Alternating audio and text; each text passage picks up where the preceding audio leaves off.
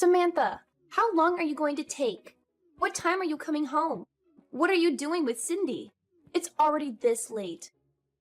Where have you been all morning? You didn't even come home to make lunch. I've been at the hospital to have a checkup. I reminded you when I left this morning, didn't I? And I think I told you that I would have this checkup a week ago when I made the appointment. I mentioned that I wouldn't be able to prepare lunch for you. I'm thinking of going to my parents' house to let them see Cindy. I'll spend a few hours there, and hopefully Cindy will be able to have a nap before I come home. Cindy was only born last week. You can't parade her about outside all day. You've got to bring her home right now. It's already this late. I can't believe you could be so irresponsible. Don't you care about Cindy at all? She could get sick this late. It's still 1:30, and there's no need to be so overprotective. I've taken precautions for the sunlight, and we're only going to see my parents. It's not like I'm taking her to meet everyone I know or pushing her pram through a crowd of sick people. I'm following the doctor's advice and making sure she can do anything that I didn't think we both could manage. But you can't keep her away from me this long. She's already been away from me for 3 hours. Cindy needs me. You can't do this to her. Give her back to me. What are you talking about? She's not a thing, and she's not yours. I've decided that I'll raise Cindy myself. I can't trust you with her. I've watched how you've been with her for the past week, and it's obvious that you're no good as a mother. You don't know how to take care of her. If you raise her, she'll end up unhappy. Or worse, she'll be unhappy and she'll be rebellious. It's people like you that end up raising criminals. I can't just stand by and watch you ruin her life. The best thing for Cindy is if you give her up. I'll raise her as my own daughter. She's mine, so give her back. Cindy is my first child, so of course I don't expect to be able to do things perfectly all by myself. That's why I've been listening to all the advice you've been giving me this week, and I'm really happy that you're helping. But no matter what I do, you keep on complaining that I'm doing things wrong of me. I'm doing my best to help you. How can you be so ungrateful? I bet you think that I'm in the way, don't you? You're the one that's living in my house. I'm letting you stay here. I'm providing the roof over your head, and I don't even ask for rent. I've done so much for you. And this is how you repay me? This is why I never approved of Alex marrying a woman like you. You're the one that asked that we moved in with you. Alex and I were living together in our own house after we got married, and we planned to stay there. But you wanted us all to live together. You were the one that said you always wanted to live with your grandchild. You pretty much forced us to move in with you once you found out that I was pregnant. And I had to go through all the trouble of moving houses when I was already really big. Why do you have to put it like that? I never forced anything. Just ask Alex. He was delighted to move back in with us. I've done so much for you. It wouldn't hurt for you to show a little more appreciation, too. Can't you at least say thank you? I think I deserve a lot more. But I shouldn't expect anything from you. Appreciation? I had a lot more of that when I first met you. But ever since I married your son, and you started to show your true colors, it's become a lot more difficult. Especially after we moved in together. And you wouldn't stop making hurtful comments about the way I did chores and the way I prepared dinner. The stress and fatigue just piled up, and I couldn't please you no matter what I did. I didn't know you could get any ruder. When have I ever made hurtful comments about anything you've ever done? If I've made comments, it's just because I'm giving you advice as your senior in life. If you think I've been hurtful, it's because you're trying to make me out as the bad person in this story. I'm an adult too. I understand the difference between advice and sarcastic, backhanded comments. And it's not just those comments. You don't like the food I make, even though I've done my best to follow your recipes. And if you really don't like my cooking, then you can always make your own. But you insist on having me prepare your serving too. And sometimes you throw it all away right in front of me. It's not just insulting, it's wasteful. Did you really think that I could just brush that off as advice? I don't understand how you could do something so mean, just for the sake of showing me you don't like my cooking. I threw it away because it didn't taste good. What's the problem? Did you really think that it was good enough to serve to Alex and my husband? Nobody would want to eat something disgusting like that. So I saved them the trouble. I just did what they would have wanted to do anyway. If anything, you should be thanking me for not letting them eat something as horrible as that slop you call food. That's what I'm talking about. In the past few months we've spent living together, you've never eaten my food without making a face, a comment, or throwing it all away. On top of that, you were making me do all the housework right up until the birth. I couldn't have a moment's rest while you were around, even though my back hurt and my feet hurt, and I was so tired. Even when my contractions started and I was begging for you to call an ambulance, you wouldn't call and told me that I was overreacting. I couldn't even get to the phone myself. I thought I was going to give birth right where I was. It wasn't until Robert passed by my room and noticed that my water had broken that I was finally able to go to the hospital. I'm grateful for my father-in-law's care and consideration. But if you want me to be grateful for you, then you'll have to do something I can be grateful for first. You shouldn't expect everyone to do everything for you. You could have gone to the hospital by yourself. You're so spoiled. It shows that your parents must have been overly protective of you as a child. No wonder you're so disrespectful towards me. Did you really think that I could drive all the way to the hospital safely when I was getting contractions every 5 minutes? Even after I gave birth? You didn't say anything to me. You didn't ask me how I was doing. Not even a word about how well I had done. Even though I was in labor for 15 hours. I was too busy thinking about Cindy. What did you expect? My first and only priority was the baby. So what if you gave birth? It's nothing special. I gave birth too, and you don't see me begging everyone for praise and compliments. I didn't expect you to compliment me, but I think anybody would be happy to hear something from their family. And anything would have done. And I'd like to remind you that I was only discharged from the hospital a week ago. I've been waking up over and over in the middle of the night to feed Cindy. I haven't had any sleep at all this past week. I'm still trying to get used to a lot of new things, a lot of new emotions and a new sleep routine. And I'm literally all over the place. But you're still making me do all the housework.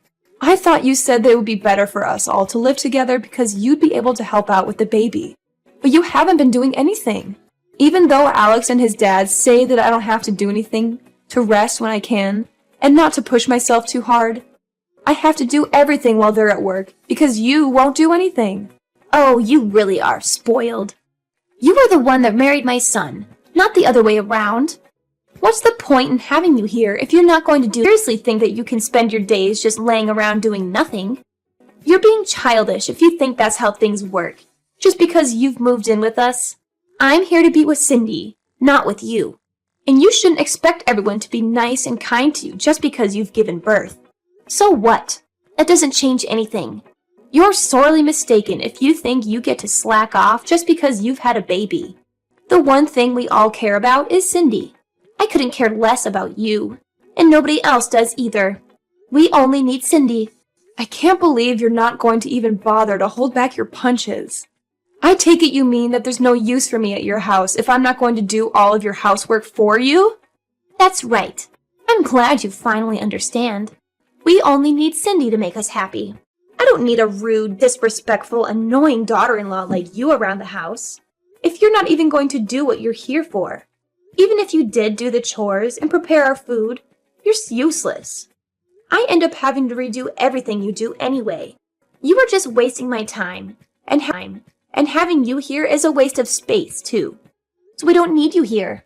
So you think I'm rude and useless? All right. What? Am I wrong? I don't think I said anything you couldn't understand. I made it quite clear. We don't need you in this house. To be honest, I'd prefer if you'd leave as soon as possible and never come back. You don't have to worry about Cindy. She'll be in good hands. We'll raise her without you. I think that's best for her as well. She doesn't need a useless woman like you as her mother. I just want to check if you want me to leave. Then that means you don't want to live with me, doesn't it? How many times do I have to tell you? I don't want to live with you and I want you out of my house. Do you understand? Yes, I do. I understood that perfectly. Then I won't be coming back. I'll be staying at my parents' house. They've got a spare room that I can use, so there's no reason for me to return today. I'll go and get my things another day. Will that make you happy? Of course. Do whatever you want. You're an adult. I don't care where you stay, as long as it's not in my house. Nobody in this house is waiting for you to return anyway. I'll have Alex go and collect Cindy from you when he gets home from work. So make sure she's had her rest, and you've got all her things ready by then. I'll let you spend these last few hours with her, at least. You're not going to come back to this house, so this will be the last time you ever see her. I'm glad you finally come to your senses. You're not fit to be a mother. I understood the part about not coming back to stay in your house. But you're wrong about one thing. I am not handing my daughter over to you. Cindy is staying with me. I'm her mother. What are you talking about? I just told you you're not fit to be a mother. Are you going to take her away from me? You can't do that. She needs me. Oh, you think that I'm not fit to be a mother because I need support to raise her? And because I can't handle all of the housework on just 1 hour of sleep a night? You expect the impossible from me. You're saying that I'm taking her away from you, but you're not her mother. She was never yours to begin with. She's my granddaughter. That makes her mine. I don't think that your way of thinking that she belongs to you is very healthy for Cindy.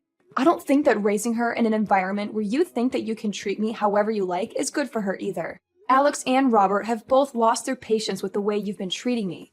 I know that the both of them have done their best to talk with you privately and get you to change your attitude, but it still hasn't changed after months. And if it's only going to get worse now that Cindy's born, I'd rather not live with you either. Your own son and husband have given up on getting you to change your ways, so there's no way I can keep hoping. Robert as well? You're lying. I remember him mentioning something about you, but I forgot what he said. It didn't seem very important. But I know they all hate you. Nobody wants you to stay in our house, and we're all happy that you finally have given birth so we can get rid of you and keep Cindy. Who's they? Do you mean Alex and Robert? Because I know Alex loves me, and Robert is a wonderful father-in-law to me. And even if they did actually hate me, I think they'd be more mature about it. You've been far from mature these past few months. You've been passive-aggressive and childish at best. All you've done is bully me and make me feel bad about myself. I've had enough. We've all had enough of your behavior. If you're not going to fix it, then there's no point in sticking around and waiting for you to change. I'm not returning to your house. And if you won't reflect on your actions, I won't let you meet Cindy. You won't let me see Cindy? That's ridiculous. You can't do that. You can't keep her away from me. You have no right to do that. I'm not going to listen to a woman that can't even raise a child properly. You don't have to come back. But I'm not letting you keep Cindy. Give her back right now. Cindy will be happier that way. And you'll thank me one day when you realize that she belongs with us, not you. Don't be so selfish and give her up. I'm sorry, but who's we? Alex, Robert, and I. You should give her back to me for her sake. Robert's actually with me right now. Alex will be here soon too. He's already asked his manager for the rest of the day off after he's finished in his meeting. The truth is, it wasn't a hospital appointment I had this morning. I'm sorry I had to lie. But you wouldn't let me leave the house until I said that I would be going to the hospital. What? Then where were you? What were you doing? I was being honest when I told you I would be going to my parents' house, but I was somewhere else this morning. I went to have a viewing of a house with Robert to get his opinion. You went to see a house? But why would you do that? I didn't tell you to leave my house until an hour ago. And why would you need my husband's opinion? Alex and I have decided that we're going to move out. And when we told Robert, he was very interested in the idea too. Maybe you should ask him for the details when he returns home tonight, since I won't be coming back ever. But why would Robert be interested in looking at a new home? Alex and I have been thinking about moving back out ever since we first moved in with you, and you started to bully me. We've both hit our limits, and we can't take it anymore. It's too stressful being with you all day, every day. And he doesn't complain. But I know it's tough on Alex when I vent after he's had a long day at work. It's been hard for the both of us. The only reason why we didn't move out earlier is because it was a strain on my body to move our stuff to your house in the first place. And we didn't want to go through that again. Hit your limits? Stressful? What's that supposed to mean? You're just exaggerating. How pathetic. All I'm doing is showing you how to do things properly. Alex has had enough of your behavior too. He can't stand the way you speak to me. And he knows that you've been throwing away the food I make as well. He knows about how you follow me around when I do the laundry and the washing up, nitpicking at every single thing. He promised me that we would make preparations so that we can move out as soon as the baby was born. And he kept that promise. He found a few places that were open for viewing, and cut the choices down to 2 places so I wouldn't have to go back on. He offered to pay half the deposit, saying that he wanted to come with us. Excuse me? Robert wants to move out? Well, he was obviously including me when he said that. He meant that he wanted to move in with us and move away from you. Apparently, he's had enough of your attitude as well. And since you won't change, no matter how many times he's spoken to you, he's decided to leave you. He's telling me that he left the divorce papers on the table in the living room. Have you seen them? He says he's already signed them, so you just have to sign your side and leave them there. He'll have them filed tomorrow. I found them, but I don't understand. Why would he want to divorce me? I haven't done anything to deserve this. Give your phone to him. I want to speak to my husband. He's with you, isn't he? Let me talk to him. I can't trust a word you say. Why would I lie? Those papers have already been signed, haven't they? I wouldn't fake his signature just to trick you. Robert says that he'll talk to you when he gets home, but that he's already made his feelings clear in past conversations. You just haven't been listening to him properly. Anyway, we're busy getting our new home ready. Could you wait until later? I don't understand why Robert and Alex have to move away too. I only said that you don't need to come home. What about me? What am I supposed to do? You can't leave me here by myself. Robert says that he'll give you that house in the divorce. He has no need for it if he's moving in with us. And he doesn't want you causing us trouble just because you can't find a new home for yourself. You're lucky he's being so generous. Alex and I have no intention of living with you ever again. And of course, we're not going to give you our daughter. Robert's decided he wants a divorce and that he doesn't want to live with you anymore. I think that explains everything you want to know. What about me? I'm going to live here all by myself? You're not making any sense. Why can't I come with you? Weren't you listening to what I said? We've told you over and over that the way you've been treating me is unacceptable. We wouldn't have had to do this if you had fixed up your attitude, if you listened to your own husband's warnings, and your son asking you to stop treating me so horribly. We would have never decided to move out. We would still be living with you, and you would still be able to spend time with your loved ones. But unfortunately, you haven't shown any signs of changing or even feeling bad about what you've done. You deny all responsibility, and we've had enough. Because of your selfishness, you'll have to spend the rest of your life all alone. What about Alex? What does he think? He can't be serious about leaving his own mother all alone. I raised him. He's better than that. He would never abandon me like this. You've tricked him into thinking that I'm the bad person, and convinced him and my husband to follow you. Have you forgotten that Alex was the one that always was intervening and defending me from you when we first moved in? He was doing his best to keep himself between you and I when he could, and making sure that I wasn't stuck with you alone when he was at home. But then he had to start a new project at work and was coming home tired more often, and didn't even have the strength to argue back to the things you were saying to me. The stress of work and your treatment of me was accumulating for him too. That's when he promised that he would find us a new place to live. We realized that the best way to deal with the situation was just put up space between us and you, for the sake of our physical and our mental health. You're lying. Alex would never want to leave me. And Robert can't be serious about getting a divorce at this age. I'll never be able to get remarried. I'll be alone. Can't he rethink the divorce? I'll do anything. He's not honestly thinking we should get divorced, is he? You'll have to talk to Robert directly about that, though he says that there's nothing more to say. And we've already chosen a new home that has enough room for the 3 of us and Cindy. Robert is welcome to live with us, but there's no room here for you. Moreover, Robert's actually put a lot of money into this house for us. He's been very considerate since Alex and I had to pay a lot for the hospital bills last week. We don't plan on telling you where our new address is either. But I'll never be able to see Cindy ever again. Are you honestly going to separate us? I'm not going to let you see her. You'll have to show that you can change first. I don't know if you can, but if you want to see her, you'll have to. I don't plan on meeting you until then either. I'm sure you don't care whether you see me again or not, but I just wanted to make it clear that this is what happens when you treat someone as though they're inferior to you. You end up alone. What did I do to deserve this? Why is everyone leaving me behind? You're telling me that I have to spend the rest of my life, my elderly years, all alone? That's too much. You don't have to go this far. I thought I would be able to spend the last 20 years of my life taking care of my grandchild. I wanted to have peace and quiet, and not worry about any of the chores or worry about money. This isn't what I wanted. I was dreaming of my life as a grandmother, but now I'll have to get a job. I have to do everything myself. I won't be able to see her. Really? I guess you hoped that I would be the person to take care of all the chores and plan to live off your husband's saving and pension, all without lifting a finger yourself. But you ended up breaking that dream with your own hands.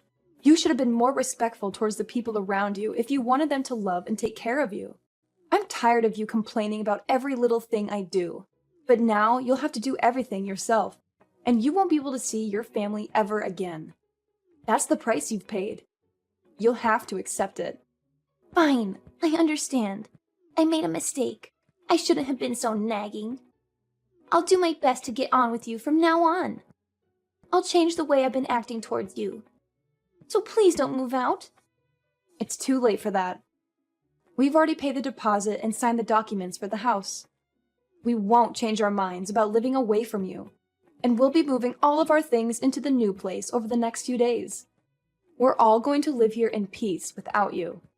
Robert will be returning to your house this evening to pack up our essentials, so you should have a good long talk with him then. He'll be staying there until all of our things have been moved, but he's quite adamant about having the divorce, so I suggest you forget about talking him out of it, and talk about how you can make an effort to change your behavior. That way, you might have a chance to meet Cindy in the future. Samantha, I'm sorry. Let's all live together. I don't want to be alone. I think we might have gotten off to a bad start. But I'll change. I'll do whatever it takes. I'm sure you'll come to understand why I was so harsh towards you. It was for your sake, but I won't do that anymore. Just let me see Cindy. I find it hard to believe that you'll change when you're still making excuses. You can't even apologize properly. It's too late, after all. You can't change. Besides, you were saying yourself that you don't want to live with me, remember? I confirmed over and over. And you said that you wanted me to leave. Well, I don't want to live with you either. I hope you'll enjoy your final years without a rude, useless woman like me in the way. After her conversation with Samantha ended, Chloe had no choice but to wait for her husband to come home. The first thing Robert did when he returned to the house was to tell her that he wanted a divorce, and that he wasn't going to change his mind. He checked that she had signed the papers and took them to his lawyer to have them filed. He didn't speak a word to Chloe after that, and spent his time packing away all of his things. Anything that had to be dealt with regarding the divorce was done through his lawyer, and he was able to move houses without much fuss.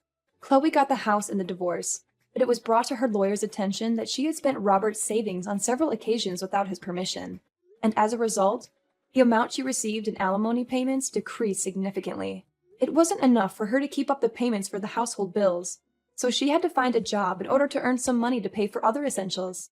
She was so desperate to meet Cindy that she went to Samantha's parents' house and demanded that they tell her Samantha's new address. It didn't occur to her that she should have just shown Samantha that she was making an effort to change. In the end, Samantha's parents called the police because of how aggressive Chloe was being, and Chloe was taken away in a police car to be questioned. Chloe was not only divorced and looking for a job, but she was also slapped with a restraining order from Samantha's parents. On the other hand, Samantha and Alex were living happily ever after with their small family and were looking forward to having their next child. Robert was delighted